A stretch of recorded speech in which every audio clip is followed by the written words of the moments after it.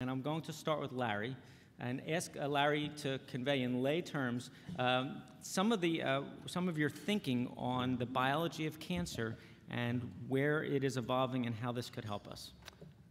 Cliff, thank you. It's always great to be here.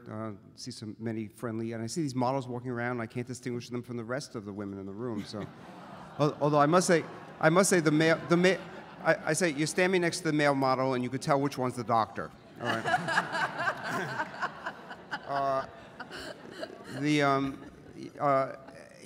I used to think I really understood what cancer was, and probably when this thing started in 1993, it was very, very simple. Some cells go crazy, they start to divide too much because they've lost control of their cell division, they pile up into a big pile of cells, and then they start to invade into the surrounding tissue, just kind of mechanical pressure. Some cells break off and they travel in the blood or the lymphatic system, they go to other parts of the body, we call that metastasis, and that's the real problem. Because metastasis is what's really serious about cancer. Because if it's just a lump, you can cut it out, you can irradiate it. But the underlying problem was that the cells lost control of cell division and they piled up too much. And so we spent probably a century and a half building really good anti-cell division drugs, and we called them chemotherapy drugs, and they made tumors shrink and they helped some people considerably, and they even cured some people in certain circumstances, and we thought we were making progress. And it was a very, very simple kind of concept that we had about cancer.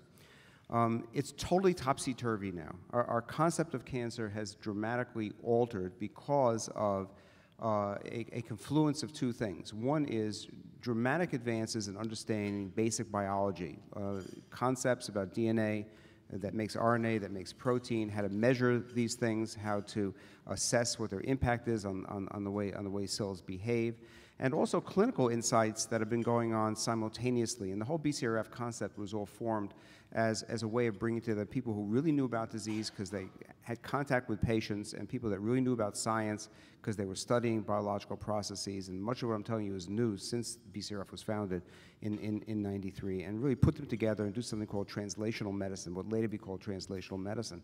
And it really has exploded. And BCRF, with its sole devotion, as Leonard said, to research, has focused on all aspects of breast cancer and related cancers, because they're all related one way or the other, with this in mind. And I think all three of us are going to be talking about issues of fundamental biology.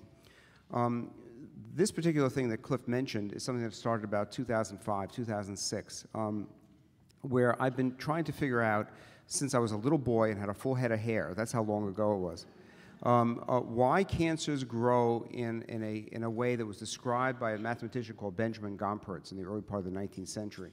So the way it is very simple. They start to grow fast and they slow down. So it's an S-shaped. It's an S-shaped curve. They start to grow fast and they slow down. And we knew this was true. We saw it in the laboratory. We actually based ways of treating cancer by using drugs, the timing of the use of drugs on it that worked.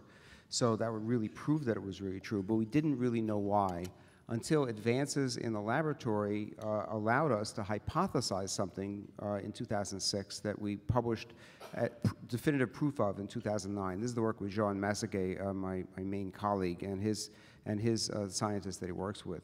And that is that cancers not only grow because the cells divide, but also the cells that may break off and float in the bloodstream can come back to the cancer. And so when they come back to the cancer, they invigorate the growth of the cancer. And so a cancer is not one lump, it's a bunch of little lumps because of all the cells that have really come back. And we call that self-seeding. And of course, why do cancers grow fast? It's simple. If you have 100 lumps growing at rate X each, they're going to grow 100 times faster than one lump growing at rate X. So that the faster growth is in many ways an illusion, which actually doesn't surprise me, because when you study the percentage of dividing cells in breast cancer, it's not particularly high, yet the cancer is growing fast. How could that happen? Because it's spreading back to itself. Most recently, we've learned that these circulating cancer cells by themselves are really totally harmless unless they can recruit other cells that help them grow into a lump. It's the mass of cells that's really the problem, not the individual cancer cells. And the way they do this is they recruit cells from other parts of the body, in particular bone marrow. Now, this is not so weird, because if you cut your arm, immediately when you cut your arm, cells from your bone marrow come to help heal that cut. White blood cells come to that area, and they grow new blood vessels there to help the healing, and the white cells fight infection, and they help the healing process. The same thing happens in cancer, and cells come from the bone marrow that can support the growth of the tumor, and this is really weird, but is clearly true. Sometimes they get to a place, those cells, before the cancer gets there and prepares the way. And we've discovered that there's a certain kind, a very particular kind of white cell that actually can inhibit the growth of cancer. Let's say a breast cancer that might spread to the lung, inhibit the growth in the lung, but actually promote the growth in the primary site, in the primary tumor, and vice versa.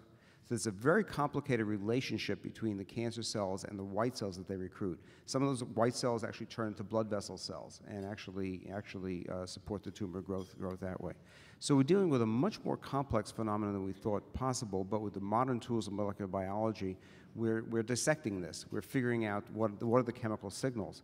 Because if we can interfere with some of those chemical signals, then we can interfere with tumor growth and not just focus on the division of the individual cancer cells. And this is the kind of work that's going on with BCRF support. So thank you.